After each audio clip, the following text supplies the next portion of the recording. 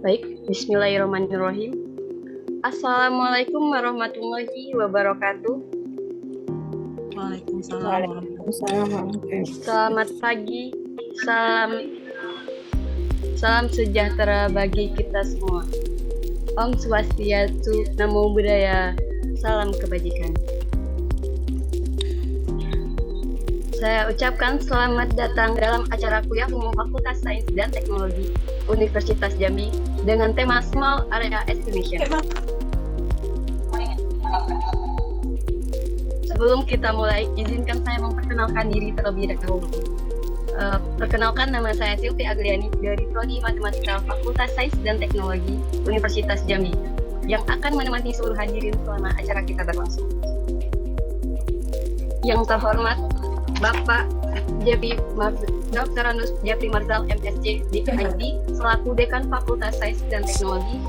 Yang kami hormati Ibu Dr. Yusnaida SSI MSI selaku Ketua Jurusan Matematika dan Ilmu Pengetahuan Alam Fakultas Sains dan Teknologi Universitas Jambi.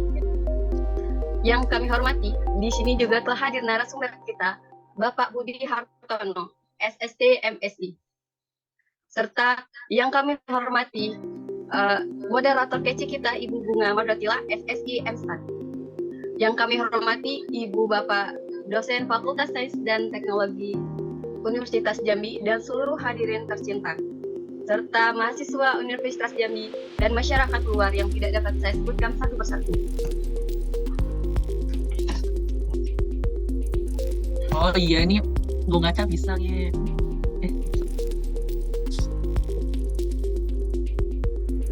Alhamdulillah, puji syukur kita panjatkan karena namanya kita bisa berkumpul dan bersama-sama menimba ilmu dari para narasumber yang luar biasa. Meskipun kita dilaksanakan secara online, semoga kita tetap sehat selalu.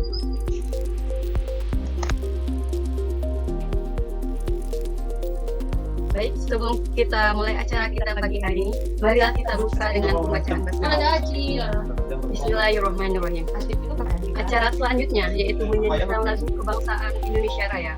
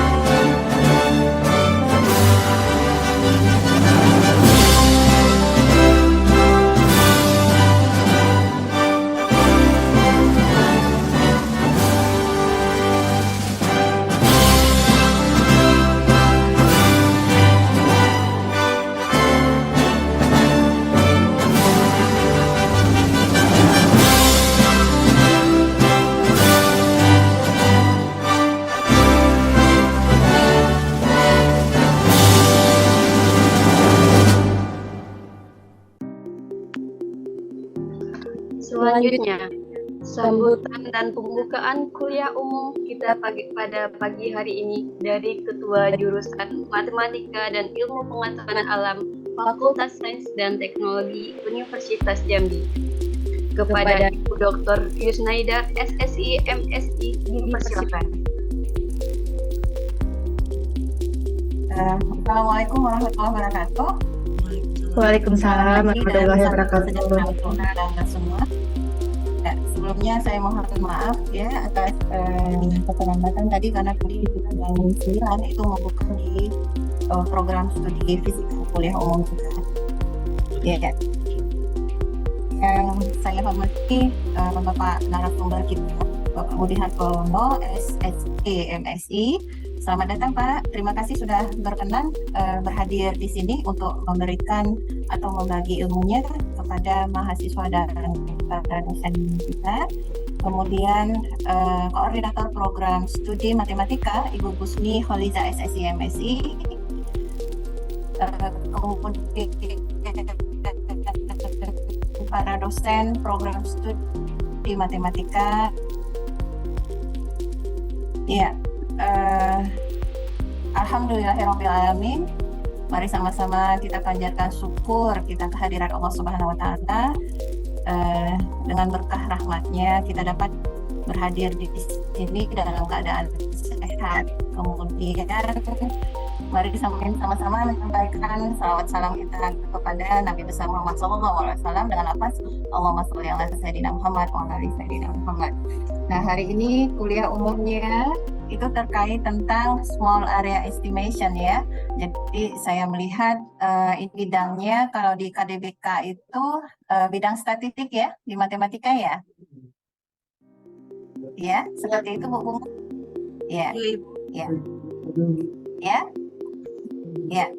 Nah, jadi harapan kami di sini kepada Bapak narasumber Pak Hartono ya, kayaknya dapat memberikan ilmu kepada baik itu kepada dosen program studi matematika maupun kepada mahasiswa yang nantinya ilmu ini dapat digunakannya mungkin pada saat mereka melakukan penelitian untuk tugas akhir seperti itu ya, sehingga baik itu dosen ya maupun mahasiswa tugas akhirnya bisa lebih dalam lagi dalam hal ini kan kaitannya terhadap ini ya sampel seperti itu, jadi tidak hanya terkait pada matematika, saya lihat bisa juga kepada bidang kesehatan seperti itu ya.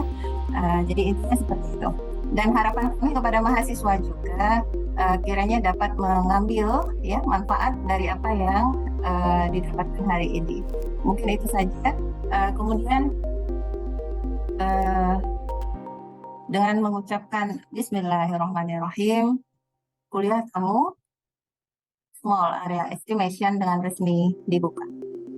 Demikian yang bisa kami sampaikan. Terima kasih sekali lagi kepada Bapak narasumber, Bapak Budi Hartono SSI, serta kepada panitia yang sudah mengarrange ya kegiatan hari ini sehingga bisa terlaksana dengan baik. Mohon maaf jika ada salah kata. Kami akhiri. Wassalamualaikum warahmatullahi wabarakatuh.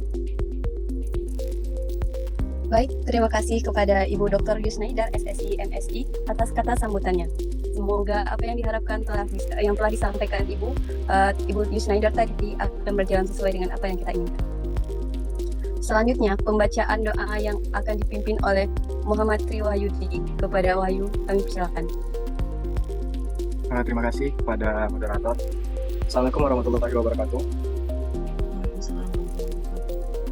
Sebelumnya izin Bapak dan Ibu untuk memperlancar kegiatan kita atau acara kita pada siang hari ini, ada baiknya berdoa terlebih dahulu. Dan pada kali ini izinkan saya untuk memimpin doa dalam agama Islam kepada Bapak Ibu dan teman-teman sekalian yang beragama non-Muslim, diharapkan dapat mengikuti menurut agama dan kepercayaannya masing-masing.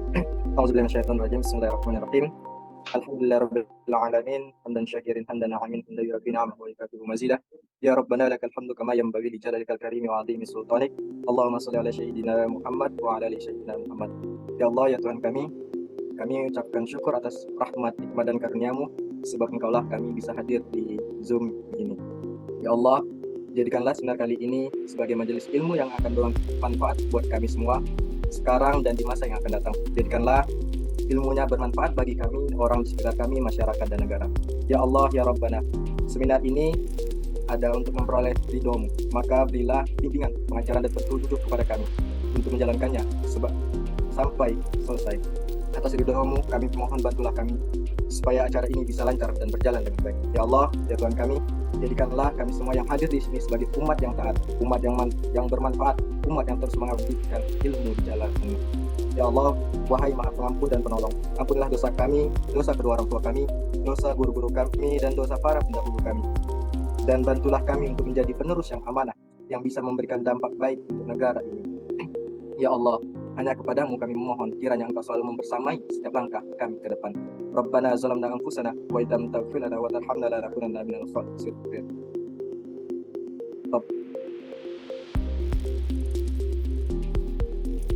Subhana rabbika rabbil izzati rabbil alamin. Assalamualaikum warahmatullahi wabarakatuh. Baik, sebelum kita beranjak ke pemaparan materi,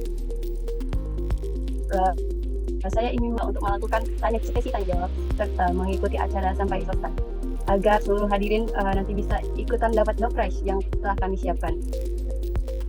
Acara selanjutnya kita akan masuk ke inti acara kita pada pagi hari ini.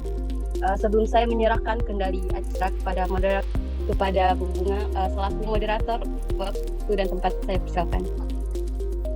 Baik, terima kasih kepada Sylvie selaku MC acara ini. Apakah suara saya dapat terdengar dengan jelas? Terdengar, Bu. Baik, terima kasih. Terdengar. Izin menyapa narasumber kita yang hebat pada pagi hari ini, Pak Budi. Apakah sudah hadir di Zoom? Ya, hadir Mbak Bunga. Baik, kita sambut narasumber kita, Pak Budi Hartono. Izinkan saya membacakan CV beliau. Sebelumnya, saya akan memberikan sedikit ringkasan materi beliau bahwa dalam penggunaan data survei level nasional atau provinsi untuk memperoleh statistik pada level kabupaten, kecamatan atau desa akan menghasilkan statistik dengan ketelitian yang kurang memadai. Sehingga untuk solusi masalah tersebut kita dapat menggunakan small area estimation atau SAE. Dan di sini izinkan saya membacakan biodata dari narasumber kita. Pak Budi Hartono SST MSI merupakan statistisi ahli muda BPS Provinsi Jambi dari tahun 2023 hingga sekarang. Dan riwayat pekerjaan beliau dimulai pada tahun 2009 sebagai staf seksi sosial BPS Kabupaten Muaro Jambi. Kemudian pada tahun 2013 beliau merupakan Kasih Statistik Sosial BPS Kabupaten Tanjung Jabung Timur. Pada tahun 2018 beliau Kepala Seksi Integrasi Pengolahan dan Diseminasi Statistik BPS Kabupaten Batanghari. Dan 2020 hingga 2022 merupakan Kepala Seksi atau Subkoordinator Fungsi Statistik Keuangan dan Harga Produsen BPS Provinsi Jambi. Beliau dilahirkan pada tanggal 2 Juli 1984 dan alamatnya adalah di Perumahan Karila Asri, Kota Jambi. Dan beliau merupakan alumni dari IPB dan juga STIS. Next, moderator. Riwayat mengajar, beliau ini merupakan salah seorang dosen praktisi di Universitas Jambi. Pada tahun 2010 hingga 2015 beliau mengawali pengalaman mengajarnya di Kabama Jambi. Kemudian pada tahun 2021 sebagai pembicara dalam workshop metode penelitian kualitatif program studi Magister Manajemen Fakultas Ekonomi dan Bisnis Universitas Jambi, sekaligus merupakan pembicara pada tahun yang sama untuk analisis penghitungan NTP dan NTN Kabupaten Tanjung Jabung Timur. Kemudian pada tahun 2022 beliau menjadi narasumber workshop Sistem Informasi Data Tunggal dan juga metode penelitian mixed method kombinasi kualitatif dan kuantitatif. 2022 hingga sekarang merupakan dosen praktisi Universitas Jambi pada program studi D3 Akuntansi FEB Universitas Jambi dan juga program studi Sistem Informasi FST Universitas Jambi. Baik, sebelum kita serahkan kepada narasumber kita pada pagi hari ini, izinkan saya berpantun sedikit. Ke pasar Angso Duo membeli timun dibuat acar dan salad. Semangat selalu kita kuliah umum, semoga ilmu small area estimation bermanfaat. Baik, demikian dari saya. Saya serahkan kepada narasumber kita. Kita sambut Bapak Budi Hartono SST MSI. Kepada Pak Budi disilahkan. Baik, terima kasih. Assalamualaikum warahmatullahi wabarakatuh. Selamat pagi, salam sejahtera kita semua. Yang kami hormati Kepala Jurusan Prodi Matematika, Bu Yusnidar ya. Yang kami hormati Kambi yang hadir pada ruang Zoom pagi ini. Terus teman-teman BPS ya, sepertinya ada beberapa yang ikut hadir pada acara hari ini. Kemudian yang saya banggakan mahasiswa ini ya, mahasiswa Universitas Jambi ya. Banyak dari matematika ya ini ya. Ya, alhamdulillah bersyukur sekali pada hari ini bisa hadir di sini. Setelah sekian lama menghubungi gitu ya untuk sharing materi gitu ya. Terus kemarin ada beberapa materi kemudian kita sepakati yang akan dibahas adalah terkait small area estimasi gitu, estimation atau pendugaan area kecil. Kalau absen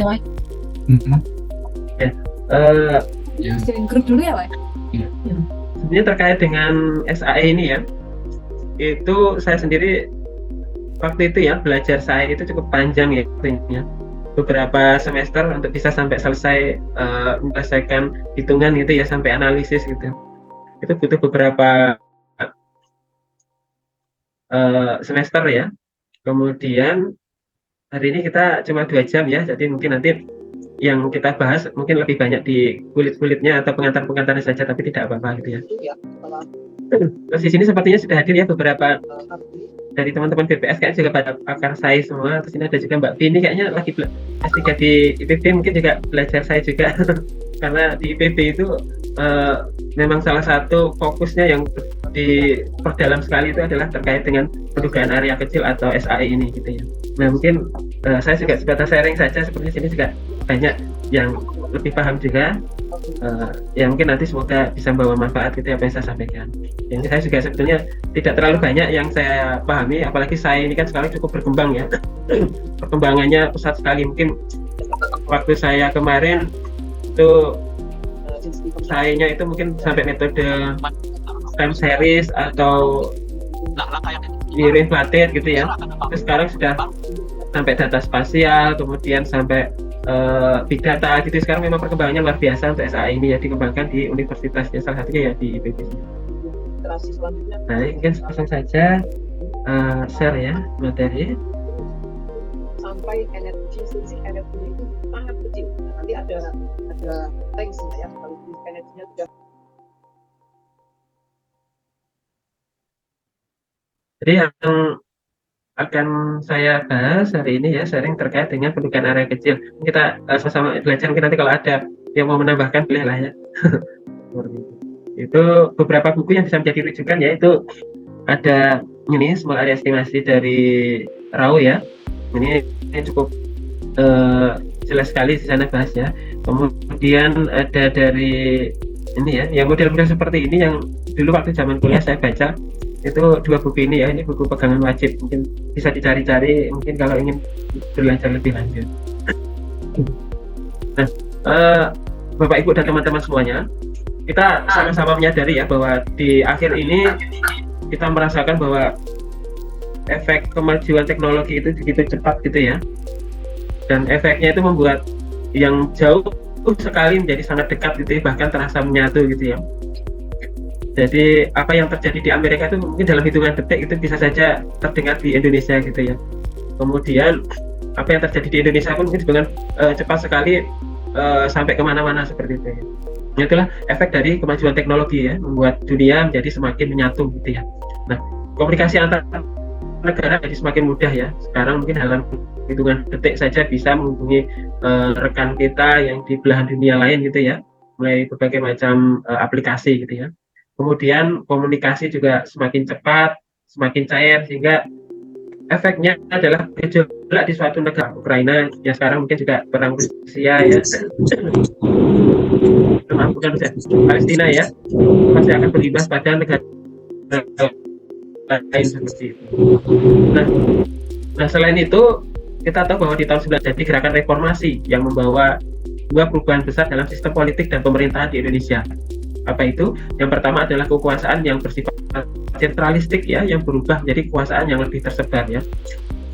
Kemudian yang kedua adalah sistem politik berubah dari yang mayoritas bersifat tunggal ya, kemudian menjadi multipartai yang sekarang kita lihat gitu ya. Dan sebentar lagi juga pemilu kan kita lihat bahwa banyak sekali partai yang sekarang daftar, kalau dulu kan cuma 1, 2, 3 gitu ya seperti itu. Pembangunan, memantau dan mengevaluasi keberhasilannya. Karena itulah bahwa statistik area kecil atau yang biasa disebut dengan small area statistik ini sangat diperlukan dalam era desentralisasi ini gitu ya. Nah, selain itu, statistik area kecil juga diperlukan dalam berbagai bidang seperti pertanian, biologi, kesehatan, bisnis, industri, dan sebagainya macam ya. Karena metode konvensional tidak mampu memberikan statistik dengan ketelitian atau presisi yang memadai ya. Makanya kebutuhan untuk pengembangan metode statistik area kecil ini sangat diperlukan. Nah, teman-teman semua, Bapak Ibu semua, kita bahwa survei ya merupakan salah satu bagian penting dalam proses pengambilan keputusan ya. Survei dilakukan oleh pemerintah di suatu negara, umumnya dirancang untuk memperoleh statistik nasional. Kalau di BPS itu kan kita punya banyak sekali survei ya. Memang surveinya digunakan untuk menghasilkan berbagai macam indikator ya, untuk statistik nasional ya, statistik nasional. Nah, hasilnya itu kemudian diarahkan untuk kebutuhan inferensi bagi daerah luas ya. Nah, untuk persoalannya muncul ketika dari survei seperti ini diperoleh informasi untuk area yang lebih kecil, misalkan informasi pada level provinsi, kabupaten, kecamatan, atau desa. Nah, ini yang menjadi permasalahan selama ini. Karena kebutuhan data makin kesini makin banyak ya, orang ingin tahunya tentang data. Nah, selama ini mungkin jangkauan dari survei itu publisitasnya hanya pada level mungkin nasional, provinsi, atau kabupaten kota gitu ya. Nah, untuk level-level yang lebih kecil itu masih menjadi PR ya, PR bersama gitu ya. Itu menjadi PR. Saya mau pakai juga yang dari ini kayaknya. Nah, penggunaan data survei level nasional atau provinsi untuk memperoleh statistik pada level kabupaten, kecamatan, atau desa, maka akan menghasilkan statistik dengan ketelitian tidak memadai ya. Jadi ketika data yang dihasilkan itu misalkan selama ini dirancang untuk memperoleh angka estimasi di bidang di level provinsi gitu ya, tapi kemudian dipaksakan untuk menghasilkan data pada level kabupaten atau kecamatan, maka akan menghasilkan statistik dengan ketelitian yang tidak memadai ya, seperti itu. Nah, persoalan tadi dapat diatasi dengan metode SAE ya. Jadi yang menjadi latar belakang kenapa SAE ini adalah salah satunya selama ini mungkin survei kita itu hasilnya adalah pada cakupan yang tinggi, sementara kita ingin tahu pada data yang level lebih kecil gitu ya. Misalkan data nasional kita ingin tahu data pada level provinsi seperti apa gitu ya. Tapi ternyata data nasional itu kalau dipakai untuk pada level lebih kecil provinsi misalkan ya, atau provinsi, atau misalkan datanya provinsi kita pengen tahu kabupaten, kecamatan. Nah, persoalan tadi itu dapat diatasi dengan metode perdukaan area kecil. Metode SAE memanfaatkan kekuatan area yang bertetanggaan atau neighboring area ya, dan informasi terkait lainnya yang disebut dengan ubah penyerta atau auxiliary variable. Itu SAE itu kekuatannya itu berasal dari area tetangga ya. Informasi terkait lainnya yang lazim disebut ubah penyerta atau auxiliary variable.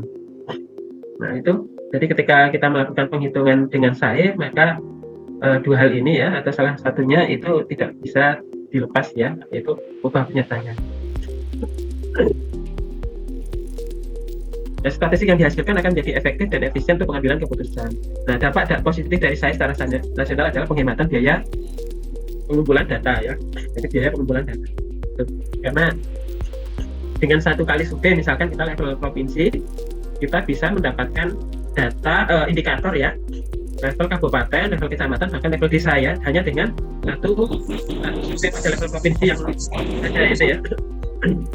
Itu maka itu disebut kenapa salah satu dampak positif dari SAE ini kalau digunakan ya, itu bisa menghemat biaya ya, menghemat tenaga dan menghemat waktu seperti itu. Itu dari dampak positif dari SAE ini sendiri.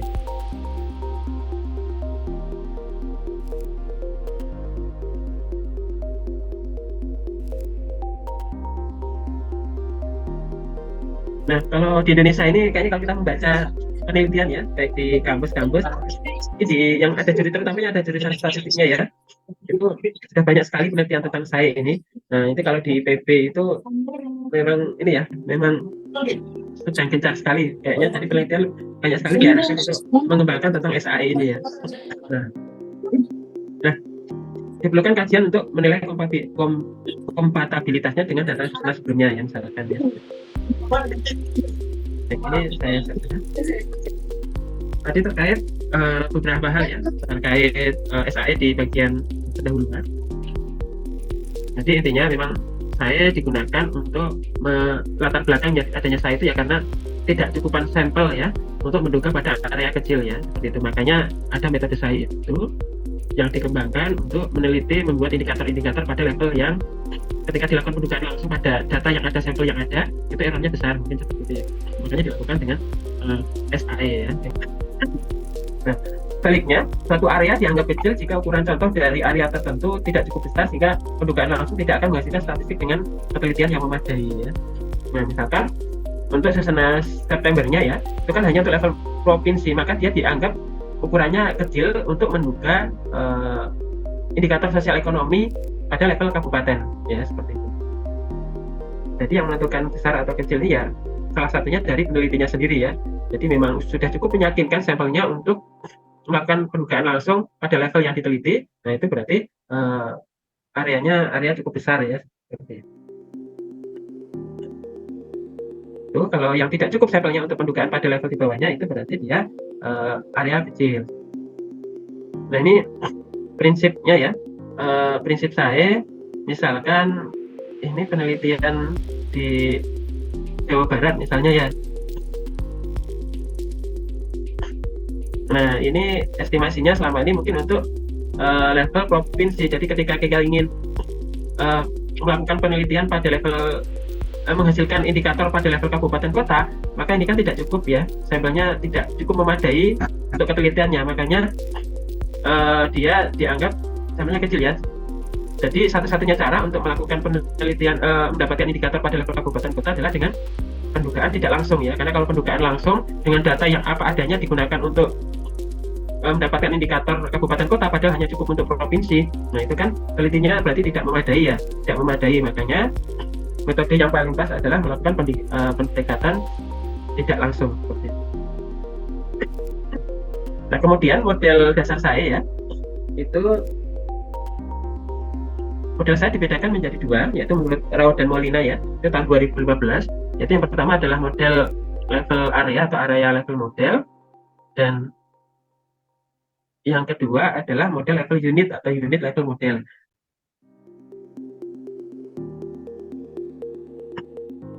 Nah mungkin untuk rumus-rumusnya ini sebatas ini ya, kita lihat aja dulu karena untuk memahami dan menghitungnya ini perlu waktu khusus gitu ya.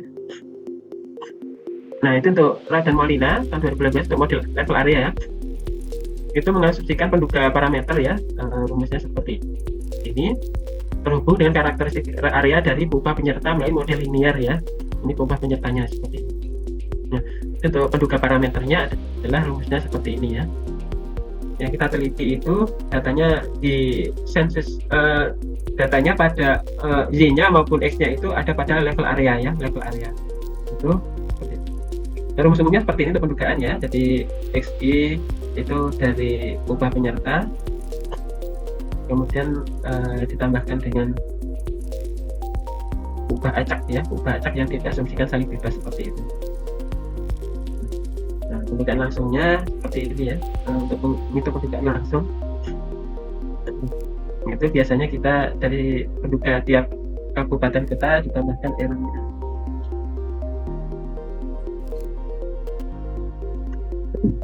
Dengan penduga I kita ada nilai iya. Kemudian ragam diketahui, penduga blab atau base linear unbiased-nya seperti ini ya. Nah ini blab ini dengan asumsi normal ya. Itu kalau blab ini kalau ngitung pakai di R itu sudah banyak ya package-nya ya. Tapi yang dikembangkan ke sana ini kan banyak data-data kita itu yang tidak bersifat normal ya. Misalkan ada data itu lebih cocok yang menggunakan time series misalkan ya, atau merupakan data panel atau data multivariat atau spasial atau Poisson gitu ya, atau binomial. Nah, itu kurang pas ketika menggunakan yang asumsinya normal gitu. Nah sekarang kan makanya banyak dikembangkan saya dengan pendekatan yang lebih pas sesuai dengan karakteristik dari datanya. Nah rumusnya ya seperti ini ya. Satu hal yang penting untuk mulai presisi dari prediksi yang dilakukan adalah dengan menggunakan MSE ya. Nah itu biasanya dalam penelitian saya itu presisinya kita menghitung ada RMSE, ada MSE, yaitu sama aja sebetulnya ya. Nanti biasanya kita menghitung ini untuk menilai presisi dari prediksi yang kita lakukan dengan dari saya ini ya. Atau bisa dengan alat bakunya ya, kita bandingkan antara pendugaan langsung dengan pendugaan dengan saya ya, atau MSE-nya bisa juga ya. Nah itu dengan rumus ya seperti ini, seperti biasa ya.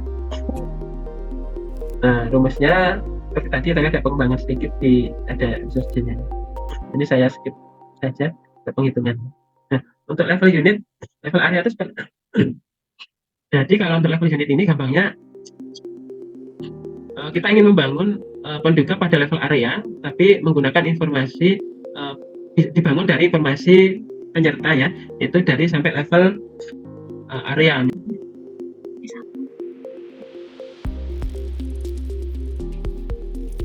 Nah, kemudian perbedaan ini ya antara pendugaan langsung dengan SAE ya. Jadi gambarannya seperti ini. Kita punya rancangan percontohan ya atau sampling design ya. Itu kan tujuannya untuk menghasilkan data dari survei. Nah, itu apakah datanya cukup atau tidak ya? Kalau dia ternyata cukup untuk menduga pada level tertentu ya, itu kita menggunakan pendugaan langsung ya. Modelnya seperti itu biasanya. Yaitu parameter ditambah dengan galatnya ya seperti ini.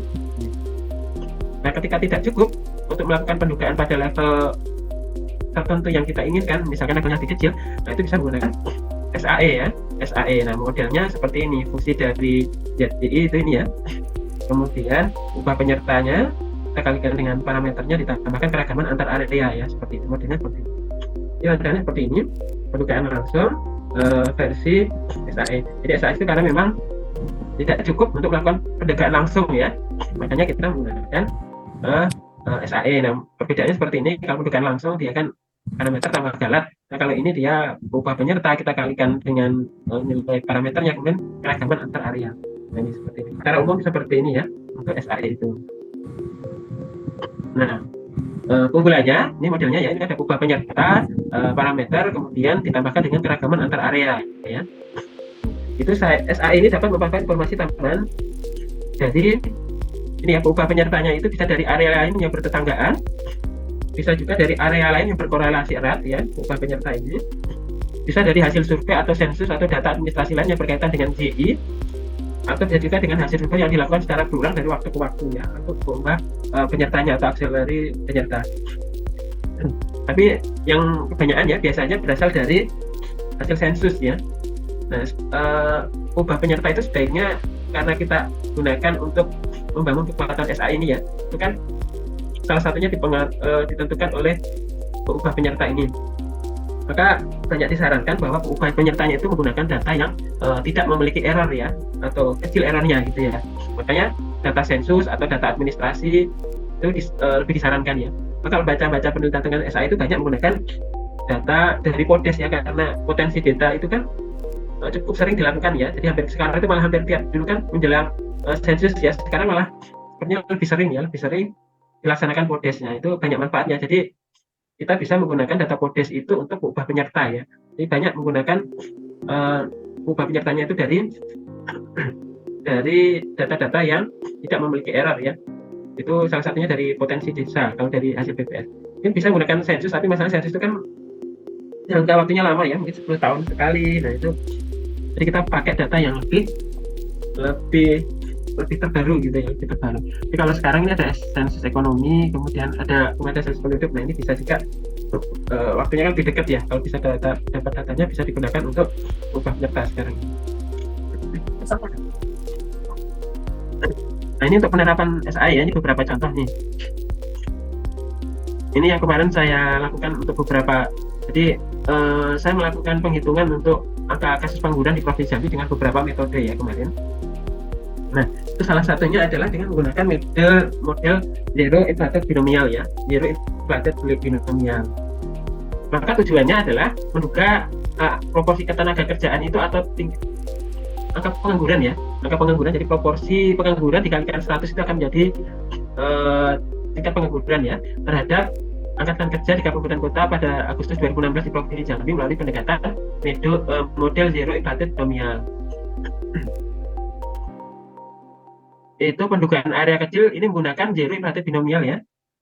Ubah penyertanya apa saja? Nah, itu pada dasarnya metode penggunaan area kecil itu memanfaatkan kekuatan area yang bertetanggaan ya, atau neighboring area, dan informasi terkait lainnya yang lazim atau disebut dengan ubah penyerta ya. Itu dua hal ini yang sangat menentukan. Nah, ubah penyerta merupakan ubah penjelas dari respon yang ingin diduga ya. Dengan demikian, ubah penyerta merupakan sesuatu yang sangat penting perannya dan menjadi penghubung yang bersifat tetap dengan ubah respon. Nah, berdasarkan penelitian yang sudah, kemudian saya menggunakan 7 ubah ubah penyerta ya. Nah, ubah penyerta yang diduga mempunyai korelasi dengan tingkat pengangguran akan digunakan dalam penelitian ini yang menggunakan data dari potensi desa tahun 2014. Nah, itu untuk masing-masing SA itu dasarnya sama rumusnya yang di awal tadi. Nah, itu akan berubah ketika melakukan pendekatannya apa gitu ya. Nah, itu binomial itu kan biasanya pakai logit ya, logit. Ini kalau saya pakai zero inflated binomial, jadi yang satu untuk pendekatan zero inflatednya, yang satu untuk pendekatan binomialnya ya. Nah, ini gambarannya ya. Ini gambaran tahun 2012 sampai sekarang ini 2022 ya. Itu kita punya data kabupaten kota, tapi yang tidak ada yang kosong itu dari tahun 2016 ya. 2016. Nah, yang dirilis tahun 2016 itu adalah angka tingkat pengangguran terbuka ya. Dalam persen itu level provinsi Jambi adalah sebesar 4,00. Nah, ini yang saya kunci ya. Yang saya kunci pengangguran di Jambi itu berkisar 4%. Berkisar 4%. Nah, tapi masalahnya tidak ada nih angka kabupaten kotanya ya. Tidak ada angka kabupaten kota. Inilah yang membuat saya tertarik gitu ya untuk membuat angka pada level kabupaten kotanya di tahun 2016. Tapi sekalian ngitungnya saya menggunakan unit desa ya, jadi pengen tahu bukan hanya desa yang terlokasi Sakernas saja, survei Sakernas ya, itu saya pengen tahu juga untuk yang tidak terkena sampel Sakernas ya. Nah, itu seperti apa, kemudian nanti hasilnya digunakan untuk menghitung pada ini kabupaten kota. Terus yang dikunci adalah ini angka 4,00-nya ya, untuk 4,00-nya yang level provinsi. Nah, hasil pendugaannya seperti ini ya teman-teman. Kita menggunakan SciZip ya, karena dengan metode awalnya ini di sini ini kita menggunakan zip sintetis. Jadi awal zip itu sebenarnya ada penelitian sebelumnya yang mengembangkan SciZip untuk penghitungan angka kematian bayi ya di Jawa Barat, menggunakan data survei demografi dan kesehatan Indonesia ya, SDKI. Dia hanya menghitungnya dari data untuk wilayah yang terkena survei saja. Nah, kemudian kalau saya kembangkan dengan menggunakan dari unit yang tidak terkena survei juga, dari desa-desa terdekat. Hasilnya saya gunakan untuk membangun kabupaten dan kota pada ini yang pada level ini ya, kabupaten kota seperti itu. Nah, ternyata hasilnya MSE-nya ya itu lebih bagus, MSE-nya itu lebih kecil ketika menggunakan semua desa populasi. Makanya dalam penelitian selanjutnya saya menggunakannya adalah SciZip yang dia murni ya, yang dia menggunakan sampel populasi unit populasi desa baik yang lokasi terkena sampel Sakernas maupun tidak. Hasilnya seperti ini. Ini tadi ya, yang saya kunci kan tadi Jambi ya. Di Jambi tadi angka resmi yang dirilis adalah 4,00. Nah, ternyata untuk dengan penggunaan SciZip dia angkanya adalah 4,15% angka tingkat penganggurannya. Ya mirip ya, cuma beda koma. Kalau BPS yang dirilis adalah 4,00. Nah, dengan menggunakan SCI ya, dengan menggunakan SCI ini angka pendek yang dihasilkan adalah 4,15%. Kemudian kalau menggunakan SCI sintetis yang dia menggunakan unitnya itu dari desa-desa terkena survei saja, ya kalau tidak salah kemarin saya menghitungnya 3,96. Jadi lebih kecil ya, angkanya lebih kecil, tetapi MSE dan galat baku ya, galat baku itu standar errornya itu ternyata lebih besar. Makanya yang saya gunakan adalah menggunakan SciZip yang terkena survei maupun tidak terkena survei untuk unitnya desanya. Nah, itu besarannya lebih dikit besar sih ya, 4,15. Kalau yang BPS resmi kan 4,00. Kesimpulannya kurang lebih sama ya, bahwa ada 4 menganggur dari 100 angkatan kerja di BPS Provinsi Jambi, baik menggunakan SciZip maupun pendugaan langsung BPS ya, itu kesimpulannya kurang lebih sama. Dengan SAIZIP itu kalau yang pakai sampel saja dia 3,96. Kalau menggunakan informasi dari desa yang tidak terkena sampel juga itu lebih tinggi 4,15. Tapi galah bakunya dia lebih kecil, MSE-nya lebih kecil.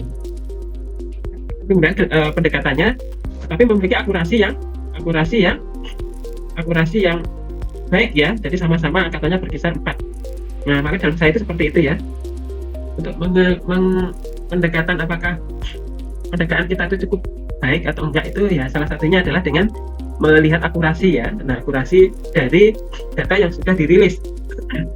Misalkan BPS sudah merilis angka pengangguran Provinsi Jambi Agustus itu 4,00. Nah, ini hasil saya kan bisa 3,96 kalau saya yang pakai sampel saja, kalau tidak dia 4,15. Jadi berkisar 4 ternyata ya. Jadi sudah memiliki akurasi yang cukup baik gitu ya. Ini hasilnya. Nah, itu kelebihannya saya itu dengan menggunakan data yang ada pada Sakernas Agustus yang untuk estimasi provinsi, tapi kita bisa menghitung ada level kabupaten kota. Nah, ini data sebelumnya ya. Ini data sebelumnya. Kemudian ini level kabupaten kotanya. Nah, kita bisa menghitung. Kita bisa menghitung galah bakunya juga ya. Galah bakunya kita bisa menghitung sekitar 0,0163. Nah, ini akurasinya sekitar ya ini cukup baik karena masih berkisar 4 gitu ya. Jadi dengan data BPS. Namun dari BPS itu kan kita bisa menghitung galah bakunya ya. Kalau galah bakunya kita pasti ya. Pasti galah baku untuk SAIZIP ini dia pasti lebih besar ya dibanding dengan galah bakunya BPS ya. Kan BPS mengeluarkan angka tingkat pengangguran sebesar 4,00 dengan galah baku sebesar 0,005. Nah, ini 0,16 ini sudah pasti karena apa? Karena ini kan data kita menggunakan data desa populasi ya, dan populasi. Nah, ini pasti. Tapi galah baku ini akan lebih baik ketika kita melakukan pendugaan langsung ya. Pendugaan langsung dari kabupaten kota kita hitung dengan SAIZIP itu berapa, baru kemudian kita hitung ulang. Pasti akan tetap lebih baik dari pendugaan langsungnya. Itu dari SAIZIP. Nah, SAIZIP ini kalau yang saya kembangkan kan dari penganggurannya level provinsi itu di kabupaten kota itu dihasilkan dari penggabungan antara yang level desa tersurvei dan tidak tersurvei ya. Nah, ini salah satu yang dihasilkan ya, itu kita bisa menghitung angka pengangguran level kabupaten kota ya.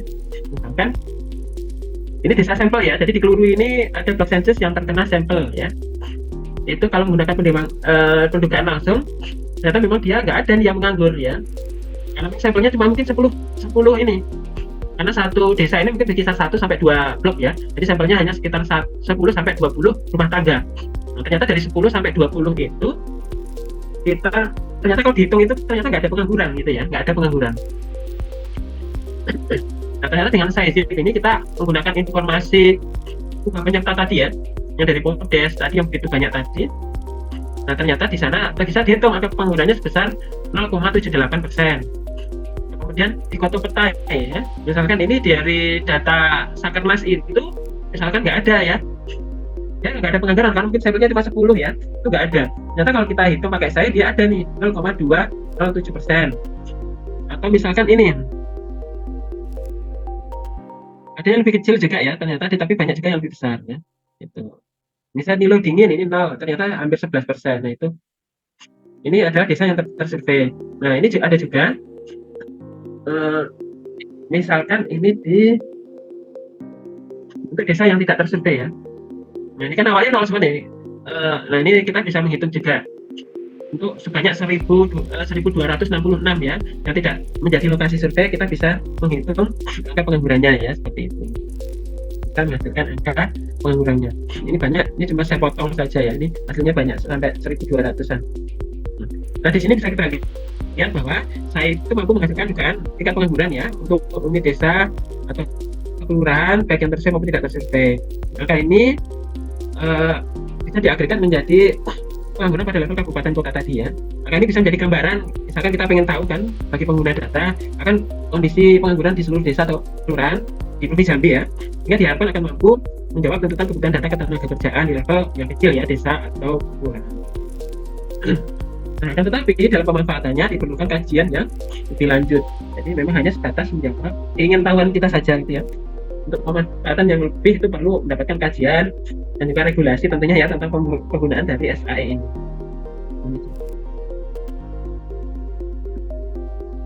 Nah, itu yang kemarin saya kerjakan. Saya terkait dengan angkatan kerja ini ada beberapa pendekatan yang saya buat ya. Ada 3 kalau nggak salah. Itu saya menggunakan SciJIT ya. Nah, itu banyak juga. Sekarang itu ada saya data panel ya. Ada ini data panel karena ini memang karakteristik datanya itu merupakan data panel ya. Jadi yang paling pas menggunakan pendekatan saya data panel ya seperti ini. Dan banyak juga diteliti ya, mungkin bisa membaca. Nah, ternyata menggunakan saya juga biasnya bisa lebih kecil juga ya. Nah, ini ada saya zero inflated binomial juga, dia pada kematian bayi ya, balita di Indonesia. Ini ngambil dari salah satu rujukan saya ya. Tuh. Ya di Bogor. Nah, menggunakan upah auxiliary ya seperti ini ya. Nah ini ya, ini salah satu contohnya standar. Ini awalnya kan, jadi awalnya menghitung angka kematian bayi itu kan cuma level provinsi ya. Yang ketika melakukan pendekatan pada pendugaan langsung, dia hanya karena tidak semua kabupaten kota itu menjadi lokasi survei ya, makanya ada yang tidak ada. Maka dengan SciJIT ini yang dia hanya menggunakan sampel yang ada ya, itu dia bisa menghitung semuanya ya. Kemudian dihitung ini berkisar 0,16 ya. Kalau pendugaan langsung dia hanya 0,10. Kemudian standar errornya ini tidak lebih kecil. Nah ini ada juga SciE multivariat ya, ini dari salah satu meneliti saya yang dari S2 ya, dari Mas Asto Idilah itu mantan Jambi. Jadi menghitung konsumsi ya, estimasi konsumsi rumah tangga per kapita ya di Indonesia. Karena sebelumnya dia yang pas S2-nya itu menghitung kemiskinan di kota Jambi ya per kecamatan.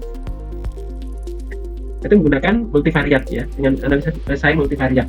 Ini sudah dikembangkan. Banyak sekali memang pengembangan dari SciE ini melihat kondisi karakteristik dari datanya ya seperti itu.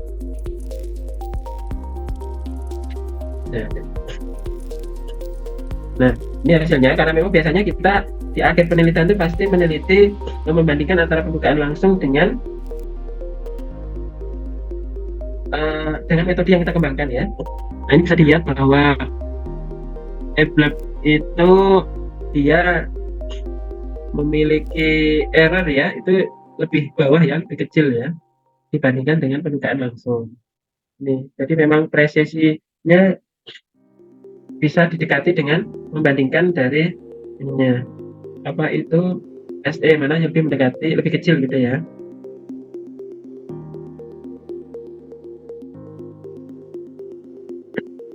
Yes, saya mau lihat. Ini pendugaannya ding. Kemudian yang ini RFSE-nya ya. Kita lihat bahwa antara direct ya, yang langsung dengan yang itu ternyata memiliki RFSE lebih kecil gitu ya. Memiliki RFSE lebih kecil ya, di bawah semuanya. Jadi memang SAE itu lebih cukup efektif gitu. Untuk melakukan pendugaan area kecil. Nah selanjutnya dapat disimpulkan bahwa manfaat SAE ini ya, pertama adalah terkait untuk pembangunan strategi area kecil dihasilkan oleh SAE dimanfaatkan sebagai dasar penyusunan rencana pembangunan dan evaluasi pencapaian program pembangunan ya. Kemudian untuk pengentasan kemiskinan, pemerintah bisa memanfaatkan SAE sampai wilayah desa atau kelurahan sehingga diketahui titik kejadian kemiskinan yang terparah gitu ya. Dengan informasi tersebut, pemerintah melakukan program prioritas tepat sasaran. Nah itu untuk perspektif riset saya ya. 2009 itu model transformasi logaritma, model state space ya. Kemudian di 2013 itu mulai ada model bias berhierarki, model bias berpeluang tidak sama, model data panel. Kemudian di 2017 mulai dikembangkan model zero impact binomial, kemudian AR1 ini time series ya. Kemudian model musiman untuk survei berulang, model bersama simultan. Kemudian 2018 itu sampai sekarang ini ya, ini banyak sekali. Ada hierarki, bias dengan peluang tidak sama, kemudian ubah ganda, parameter tak linear, persamaan simultan, spesial, bahkan sekarang mulai ke big data juga ya. Jadi ubah penyertanya itu ngambil dari big data.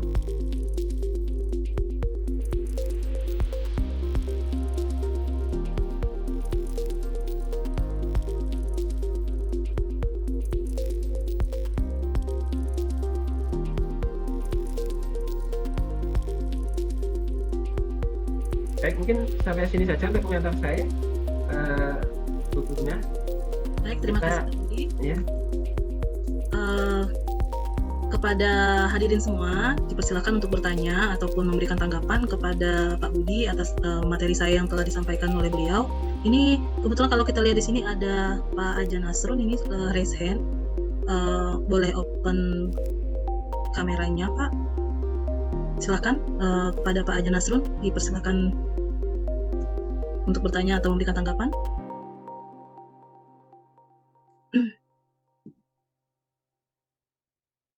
Sebentar ya, oke. Maaf, sebentar lagi di jalan. Oh iya Pak.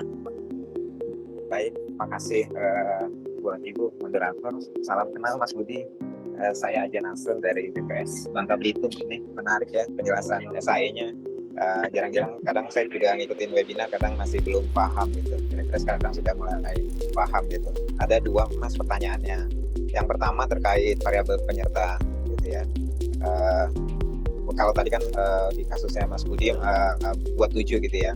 Bagaimana Mas, apakah ada metode untuk menentukan 7-nya itu gitu secara teknis ya gitu ya. Kalau rasa-rasa mungkin mungkin ini pasti berpengaruh terhadap tenaga kerja, itu pasti. Apakah mungkin kalau kita masukkan 100 variabel juga mungkin bisa saja gitu, rasa-rasanya gitu pasti punya pengaruh. Apakah ada metode untuk memilih variabel penyerta? Ini yang pertama. Yang kedua Mas, seperti tenaga kerja itu kan misalkan dengan variabel penyerta pada tahun yang sama gitu ya, tentu kita kan tergantung informasinya gitu ya, apakah dia ada pengangguran atau tidak gitu. Nah, apakah dimungkinkan gitu menggunakan variabel penyerta tahun-tahun sebelumnya gitu ya, sehingga kita punya informasi yang ini ya mendukung terkait mungkin parameter indikator pada tahun yang kita teliti gitu. Misalnya kita pool gitu, karena mungkin ada beberapa variabel yang nggak bisa dipanel gitu. Mungkin dua pertanyaan itu saja. Makasih Ibu moderator, saya izin maaf saya lagi di jalan, saya off kamera. Mas Budi nanti kalau boleh dapat kontaknya bisa komunikasi diskusi. Makasih. Assalamualaikum. Yang pertama dari Mas Nasdun ya, terkait ubah penyerta. Jadi peubah penyerta itu yang perlu diketahui biasanya pertama, ubah penyerta itu memang ini ya diusahakan dari data yang tidak mengandung error ya. Makanya biasanya dia menggunakan dari hasil survei, hasil sensus atau berasal dari pendataan lengkap yang bersifat sensus. Itu yang pertama ya. Kemudian untuk menentukan X-nya itu berapa atau sebanyak apa, itu sebetulnya dari masing-masing peneliti Mas. Jadi masing-masing peneliti. Jadi dari masing-masing peneliti untuk menentukan X-nya. Misalkan kalau saya tadi memakai 7 saja, itu kan berdasarkan survei, misalkan kajian-kajian sebelumnya ya.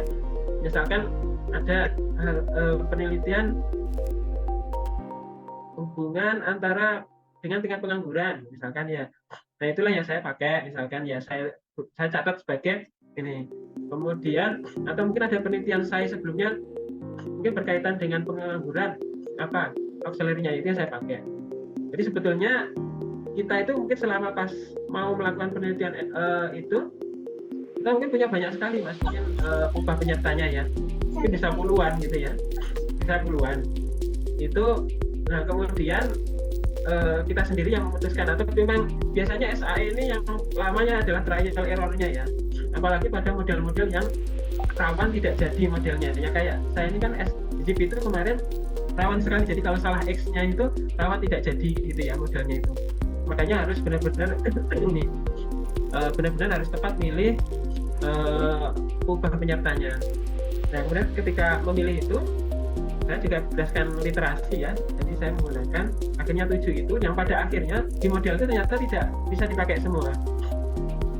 Jadi ada 7 kalau nggak salah untuk yang logit P-nya itu ada 2, kemudian untuk logit P-nya itu ada 2. Jadi ternyata ya nggak semuanya bisa membentuk model, jadi trial error akhirnya 2. Jadi intinya untuk mengubah penyerta itu ya seperti itu.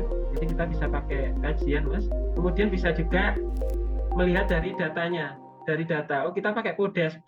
Jadi dari sekian banyak data PODES itu yang menurut kita kira-kira ada hubungan dengan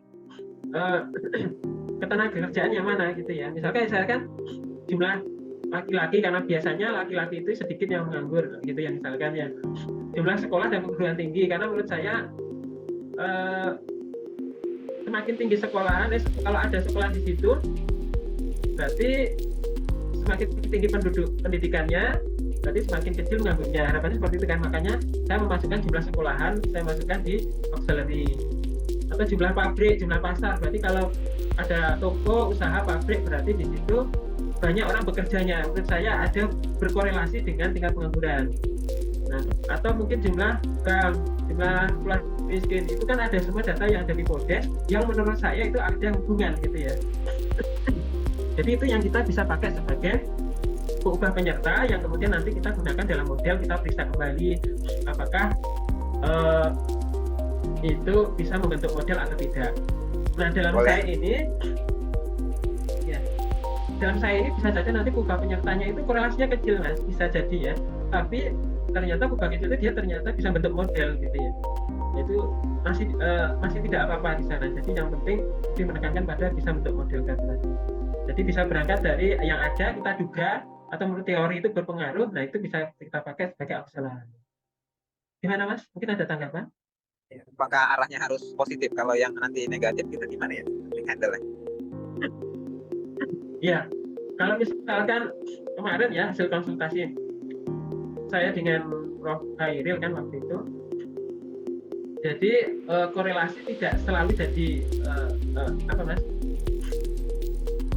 Pada penelitiannya biasanya untuk penelitian kondisi saya yang normal biasanya memang benar korelasi itu sangat menentukan dengan modelnya. Tapi pada model-model tertentu memang ternyata tidak selalu banding bahwa korelasi yang tinggi itu akan bisa membentuk model gitu mas. Gitu. Jadi mana yang akan kita pakai adalah yang bisa membentuk modelnya. Jadi korelasi ya hanya sebatas kalau kemarin kami ya itu di deskriptifnya, tapi pada pelaksanaannya itu lebih menekankan pada pengubah-pengubah yang bisa membentuk dalam model gitu ya. Kemudian ketika sudah membentuk model kan juga terbentuk MSE, SE gitu, standar errornya itu yang jadi pertimbangan juga untuk memakai ubah penyerta yang mana saja. Kemudian untuk ubah penyerta itu dari tahun mana saja. Nah untuk ubah penyerta itu kan memang menggunakan data pendataan lengkap atau sensus ya. Jadi tidak harus pas tahun itu, jadi tahun yang mendekati. Misalkan saya 2016 saya menggunakan PODES 2014. Mungkin kalau mau melakukan pendekatan sekarang banyak kan sensus 2020, 2020, sensus pertanian atau PODES 2000 berapa yang terakhir 2021 misalkan ya, bisa kita pakai untuk meneliti 2020. Ini tidak apa-apa digunakan. Yang lewat kolom chat lagi ini Pak Budi ada dari Siti Nur Aisyah. Saya dan teman-teman mahasiswa dari Matematika Universitas Jambi masih sangat awam dengan metode saya ini dan bahkan baru pertama mendengar, dan sebelumnya Bapak memaparkan bahwa data yang ada di lapangan banyak yang tidak berdistribusi normal. Nah, jadi metode yang digunakan untuk mengatasi hal tersebut bagaimana, dan jika terdapat angka 0 pada data yang kita gunakan dengan metode saya, apakah memiliki pengaruh terhadap analisisnya? Seperti pada metode time series. Terima kasih. Dulu ya, memang saya ini metode yang sekarang sedang naik daun selain big data ya. Itu memang kalau di perguruan tinggi termasuk di statistik ya, itu tidak ada materi khusus ya. Jadi yang ada di sana ya memang kita di penelitiannya seperti ini, jadi belajar atau tidak gitu ya, dibimbing sama dosen. Ya, jadi terus ini pertanyaannya Nah, untuk tahap belajar ya, tahap belajar sebetulnya nanti untuk adik-adik mahasiswa untuk S1 mungkin coba belajarnya menggunakan data yang berdistribusi normal saja dulu ya. Itu banyak paketnya di sana itu pakai EBLAB yang normal itu banyak. Jadi coba nanti untuk tahap belajar kalau misalkan mau melakukan penelitian tentang SAE ini, nanti coba yang normal dulu saja ya. Dan nanti kalau mulai tesis biasanya itu mulai disuruh untuk yang pengembangan ya. Tapi kalau untuk tahap belajar bisa menggunakan SAE. Nah itu memang semua data itu bisa sebetulnya dikerjakan dengan menggunakan pendekatan normal ya. Bisa. Kita mau melakukan pendekatan normal, semua data itu bisa kita menggunakan secara normal. Tapi biasanya ketika kita paksa menggunakan normal, itu akan menghasilkan MSE atau galan baku atau RMS itu lebih tinggi gitu ya. Ketika kita melakukan pendekatan yang cocok dengan karakteristik dari datanya. Misalkan pengangguran mungkin bisa saja dikerjakan menggunakan EBLAB ya atau normal. Tapi ketika saya coba dengan menggunakan metodologinya lebih pas sesuai dengan karakteristik datanya, misalkan demo, inflated, binomial. Data kan banyak nolnya ya. Karena data pengangguran itu menganggur itu adalah proses kegiatan binomial gitu ya. Makanya di situ saya menggunakan ternyata RMS-nya itu jauh lebih rendah gitu ya. Makanya lebih pas menggunakan pendekatan sesuai dengan karakteristik datanya. Tapi tetap belajar nanti. Mungkin untuk misalkan penasaran dengan saya untuk skripsi nanti bisa menggunakan data-data yang dengan distribusi normal gitu ya. Nah kalau ada yang data yang ada nolnya itu bagaimana ya? Kalau ada data nolnya kan nggak masalah juga. Kalau ada Z awal itu nol ya tidak masalah. Kan kita akan menduga dari yang awalnya nol bahkan tidak ada sekalipun menjadi ada datanya gitu kan. Menjadi ada angkanya. Kalau di saya sih nggak apa-apa. Kalau pendekatan saya menggunakan Zero Inflated karena tandanya memang hampir 70%, 65% lebih itu nol gitu ya. Jadi kalau misalkan nolnya itu hanya mungkin sekitar 10 atau 20% ya nggak masalah, itu masih normal kan. Dan itu nanti kita pendekatan nggak harus pakai yang Zero Inflated tadi.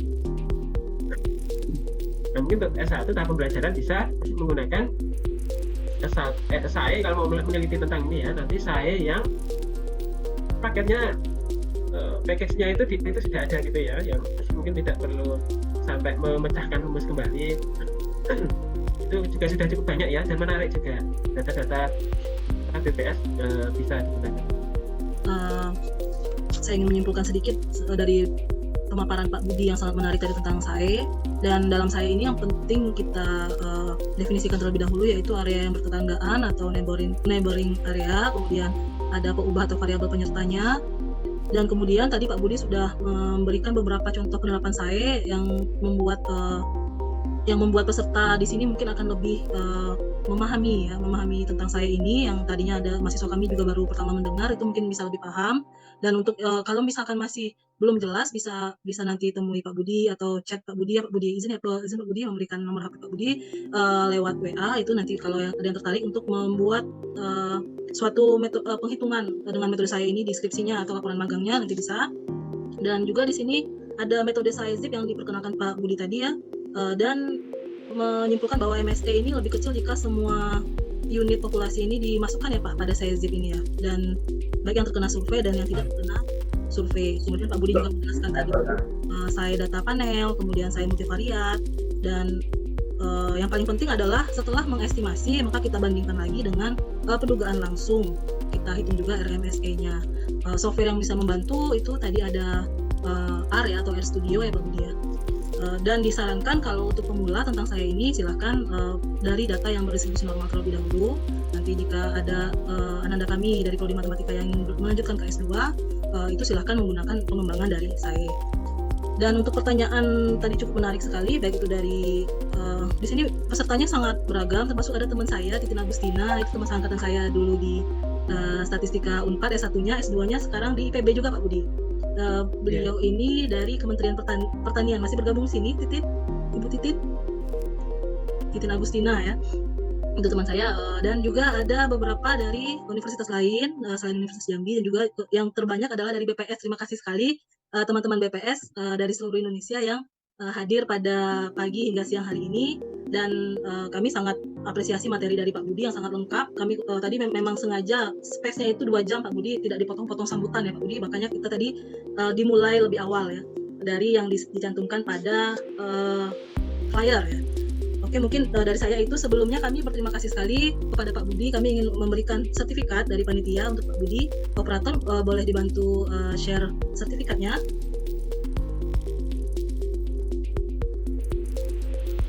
Ini operatornya terkeluar lagi ya. Saya aja yang share ya, izin share Pak. Berikut ini adalah sertifikat untuk Pak Budi. Dan peserta silakan untuk mengisi presensi. Nanti sertifikat untuk peserta juga akan diberikan ke email masing-masing setelah mengisi presensi. Terima kasih Pak Budi selaku narasumber pada kuliah umum pagi hingga siang hari ini tentang SAE, sangat memberikan pencerahan kepada mahasiswa kami dan juga kepada kami yang sebagai akademisi ya, dan juga dari teman-teman yang hadir pada kuliah umum ini. Saya selaku moderator mohon maaf jika terdapat hal-hal yang kurang berkenan selama jalannya acara ini, dan juga saya harap ada forum lanjutan tentang saya ataupun tentang statistika terapan, karena sangat bermanfaat sekali untuk menyelesaikan berbagai permasalahan baik itu di tempat bekerja ataupun di kehidupan sehari-hari. Dan kami berterima kasih kepada mahasiswa kami terutama yang peminatan statistika yang terus belajar, tidak merasa puas, tidak cepat merasa puas dengan salah satu forum saja, tapi juga menggali informasi dari berbagai forum ilmiah yang sekarang sangat bisa banyak sekali informasinya di media sosial. Baik, demikian saja dari saya kembalikan kepada pembawa acara. Selamat. Oh ya, penanya terbaiknya saya lupa bacakan. Yang pertama itu Pak Nasrun dari BPS Babel. Kemudian yang kedua Sabina Latifatul Khairiyah dari UNU Lampung. Dan yang ketiga Agnes Agita dari Prodi Matematika Universitas Jambi. Silakan cantumkan nomor HP-nya di kolom chat, nanti akan dihubungi oleh panitia. Sekian dari saya, selamat siang. Assalamualaikum warahmatullahi wabarakatuh. Waalaikumsalam warahmatullahi wabarakatuh. Waalaikumsalam warahmatullahi wabarakatuh.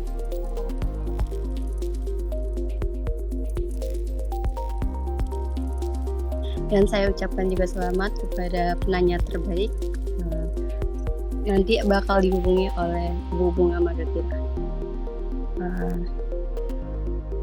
Seluruh hadirin, tidak terasa kita telah tiba di penghujung acara pada hari ini. Sudah banyak kita belajar tentang small area estimation dari pemateri hebat kita. Semoga ilmu yang dapat bermanfaat untuk kita semua. Dan dari kami ucapkan terima kasih kepada seluruh dosen FSC Sains, Fakultas Sains dan Teknologi yang telah menyempatkan hadir dalam rangkaian acara kita pada hari ini, serta kepada Bapak Budi Hartono sebagai narasumber kita yang sangat luar biasa, dan tentunya kami ucapkan terima kasih kepada seluruh peserta yang hadir pada hari ini. Semoga kita kedepannya bisa menjadi seorang yang profesional yang dapat menerapkan ilmu dengan baik. Karena tadi moderator sempat membacakan pantun, izinkan saya juga membacakan pantun sebagai penutup. Indah bunga di tengah tanam, duduk santai makan rambutan. Sampai jumpa saya ucapkan, sampai jumpa di lain kesempatan. Saya Silpi selaku MC pamit undur diri. Mohon maaf jika terdapat kesalahan. Saya tutup dengan wabillahi taufiq wal hidayah. Wassalamualaikum warahmatullahi wabarakatuh.